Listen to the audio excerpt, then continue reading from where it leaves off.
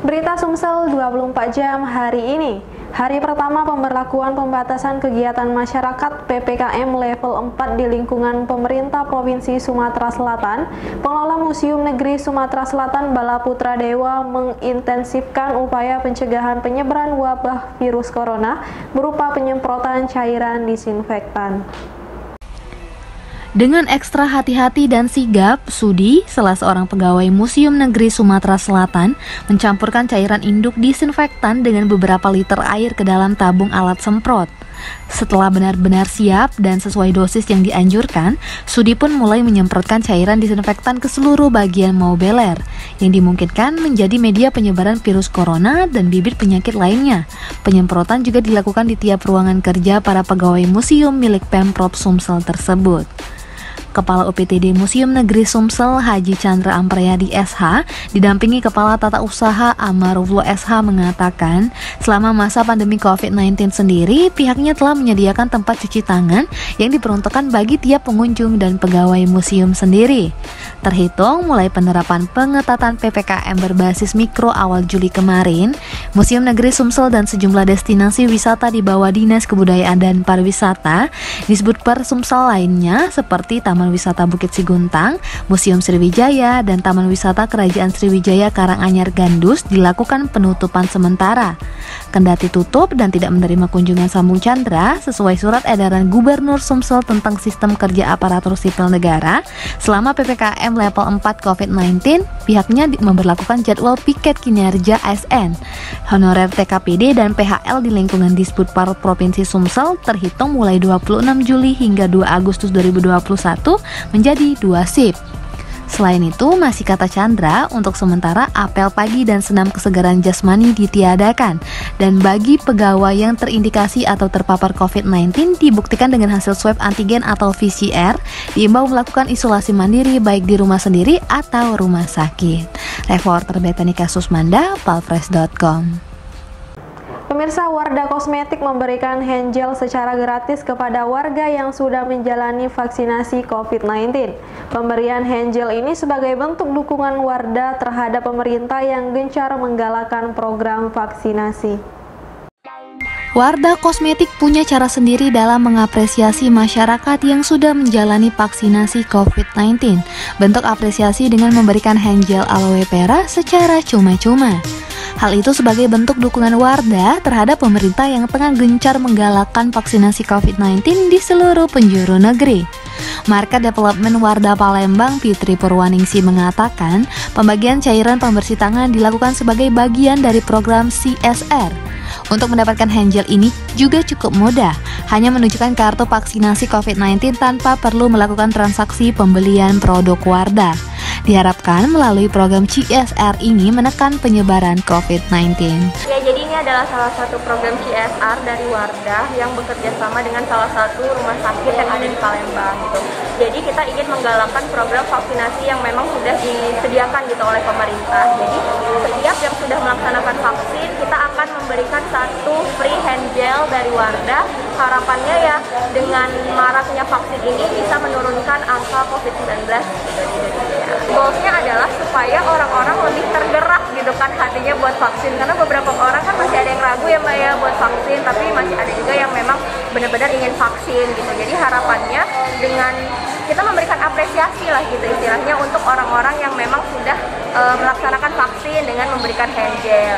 Lagian hand gel ini kan juga bisa digunakan untuk sehari-hari gitu ya Mbak ya, bisa digunakan.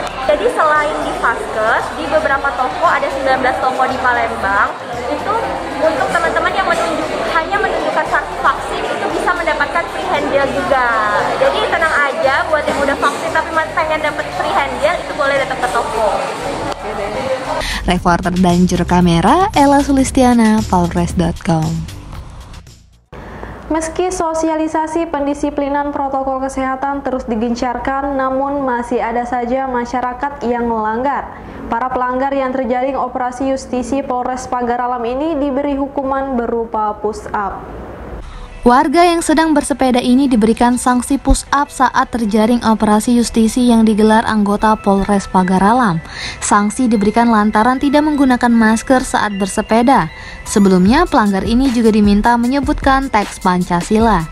Dari hasil pantauan palpres.com, operasi justisi Polres Pagar Alam dipusatkan di kawasan terminal dan pasar Nendagung. Terlihat juga personel operasi Amanusa ini menggunakan pengeras suara untuk menghimbau warga mematuhi protokol kesehatan. Kapolres Pagar Alam AKBP Doli Gumara melalui Kasih Humas Polres Pagar Alam AKP Wempi Kayadu mengatakan, banyaknya warga yang belum disiplin protokol kesehatan membuat kasus COVID-19 terus terjadi. Untuk itulah pihaknya berupaya menekan peningkatan COVID dengan menggelar operasi justisi. Lebih jauh dia menjelaskan, operasi justisi ini melibatkan seluruh personel di jajaran Polres Pagar Alam. Operasi kali ini dipilih di kawasan pasar tradisional karena lokasi tersebut cukup ramai masyarakat yang beraktivitas. Untuk itulah dia berharap tumbuh kesadaran masyarakat dalam menerapkan protokol kesehatan, mulai dari mencuci tangan, mengurangi mobilitas, menggunakan masker, dan menghindari kerumunan. Reporter dan juru kamera Eko Wahyudi, palpres.com. Berita terakhir Sumsel 24 jam hari ini. Dinas Perhubungan Kabupaten Musi Banyuasin bersama Satlantas Polres Muba menutup jalan masuk Kota Sekayu. Penutupan dilakukan terkait penerapan PPKM level 4 yang mulai berlaku kemarin. Petugas Dinas Perhubungan Kabupaten Musi Banyuasin dibantu Satlantas Polres Muba menutup jalan masuk ke Kota Sekayu dengan pembatas jalan jenis road barrier. Penutupan jalan dilakukan setelah kabupaten tersebut menerapkan PPKM level 4 yang berlaku hingga 2 Agustus mendatang. Kepala Dinas Perhubungan Musi Banyuasin, Pati Ridwan mengatakan, ada 2 titik yang dilakukan penyekatan yakni Simpang 4 Kayuare dan Simpang 4 Rumah Pintar. Penutupan di 2 jalan tersebut berlangsung selama 24 jam.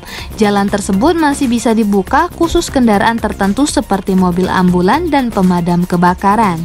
Selain itu, penutupan juga dilakukan di gelanggang remaja atau lapangan Stier Sekayu. Hanya saja, khusus jalan tersebut diberlakukan sistem buka tutup jalan. Untuk itulah, bagi pengendara yang ingin beraktivitas bisa melewati Jalan Merdeka maupun Jalan Lintas Tengah atau Jalan Randi. Dia menjelaskan penutupan jalan masuk ke kota dilakukan sebagai upaya mencegah pendatang dari luar daerah masuk ke jalan protokol sehingga bisa mencegah penularan COVID-19. Terjadinya peningkatan dari penyebaran virus COVID-19 ini, salah satunya kita di bidang lalu lintas bersama Satlantas Polres, kita membatasi kendaraan yang masuk ke dalam kota. Jadi kita bukan yang melarang atau menutup, tapi kita mengurangi.